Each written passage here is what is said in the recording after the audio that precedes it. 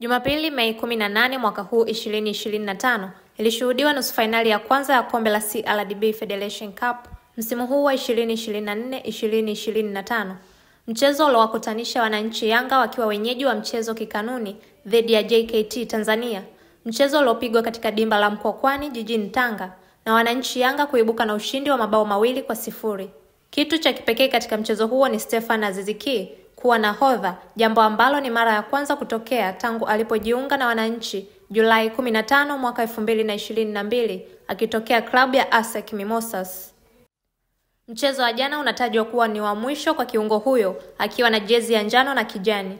Kwa sasa Stefan Aziz Ki ni mali halali ya klabu ya Wydad Casablanca ya nchini Morocco. Takriban shilingi za Kitanzania bilioni 2.5 zinatajwa kutumika kumng'oa kiungo huyo kutoka kwa wananchi Yanga. Stefan Aziz Ki ni kiungo mshambuliaji kutokea Burkina Faso. Alijiunga na klabu ya Young Africans tarehe 15 Julai 2022 akitokea ASEC Mimosas kwa uhamisho wa bure. Tangu wakati huo amekuwa mchezaji muhimu katika mafanikio ya Yanga kwenye mashindano ya ndani na ya kimataifa. Katika msimu wa 2023-2024, Aziz Ki aling'ala kwa kiwango cha juu akifunga mabao 21 na kutoa pasi 8 za mabao na kuisaidia Yanga kutoa ubingwa wa Ligi Kuu Tanzania Bara na Kombe la Shirikisho Federation Cup. Pia alichaguliwa kuwa mchezaji bora wa msimu MVP na kiungo bora wa mwaka na alisaidia timu kufika robo fainali ya Ligi ya Mabingwa Afrika. Uwepo wake ndani ya Yanga umekuwa chachu ya mafanikio makubwa, ikiwa ni pamoja na makombe 9 waliofanikiwa kuyatwaa, Aziz Ki akiwa sehemu ya kikosi. Makombe hayo ni pamoja na Ligi Kuu ya NBC mara 2, Ngao ya Jamii mara 2, Kombe la CRDB Federation Cup mara 2, Kombe la Muungano, Kombe la Mapinduzi na Toyota Cup nchini Afrika Kusini. Msimu wa 2024-2025 ulianza kwa changamoto kwa Aziz Ki ambapo kiwango chake kilionekana kushuka ikilinganishwa na msimu uliopita. Hata hivyo bado alionyesha uwezo wake katika mechi kadhaa muhimu.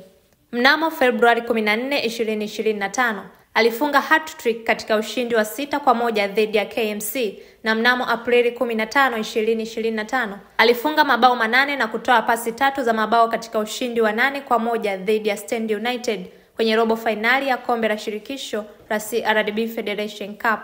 Katika msimu huu amefunga mabao 9 na kutoa pasi 7 za mabao katika Ligi Kuu Tanzania Bara. Kwa ujumla, Stefan Aziz Ki ameacha alama kubwa katika historia ya Yanga akiwa mmoja wa wachezaji waliotoa mchango mkubwa katika mafanikio ya klabu hiyo katika kipindi cha miaka 3 aliyokuwepo. Ni miongoni mwa wachezaji watakaoacha alama kubwa ya furaha na majonzi ndani ya mioyo ya mashabiki, wapenzi na wanachama wa Yanga na hata wale wapenda soka kwa ujumla wao. Aziz Ki atahusika katika michezo ya Wydad Casablanca dhidi ya Manchester City na Aston Villa. Kwa heri mwamba. Wananchi wakubwa kwa wadogo, wake kwa waume, vijana kwa wazee, wote walikupenda na kuhusudu ufundi, juhudi, maarifa na kipaji kikubwa ulichokuwa nacho. Mara zote ulifanya kila unachoweza ili mashabiki wa Yanga waipate furaha kupitia timu yao.